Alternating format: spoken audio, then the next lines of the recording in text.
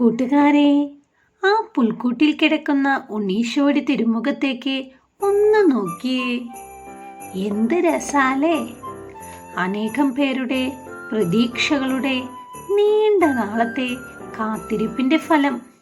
അങ്ങനെ കാത്തിരുന്ന് ആ കൺമണി ഭൂജാതനായി. ക്രിസ്തുമസ് അനേകം പാഠങ്ങൾ നമുക്ക് പകർന്നു തരുന്നുണ്ട്. അതിലൊന്നാണ്, നിങ്ങളുടെ ജീവിതത്തിൽ എത്ര പ്രശ്നങ്ങളും പ്രതിസന്ധികളും ഉണ്ടായാലും അതെല്ലാം ക്ഷമയോടെ പ്രതീക്ഷയോടെ കാത്തിരിക്കുക. ഉറപ്പായും പ്രത്യാശയുടെ കിഴക്കൻ നക്ഷത്രം നിങ്ങളുടെ ജീവിതത്തിൽ ഉദയം ചെയ്യും. അത് നിങ്ങളെ പുൽക്കൂടിനു മുന്നിലെത്തിക്കും.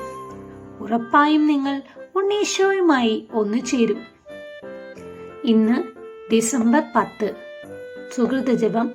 എൻ്റെ ഉണ്ണീശോയെ, നിന്റെ സ്നേഹാഗ്നിയിൽ എന്നെ പ്രകാശിപ്പിക്കണമേ എന്ന സുഹൃത ജപം 25 പ്രാവശ്യം ചൊല്ലി ഉണ്ണീശോയ്ക്ക് തലയിണ സമ്മാനമായി നൽകുക.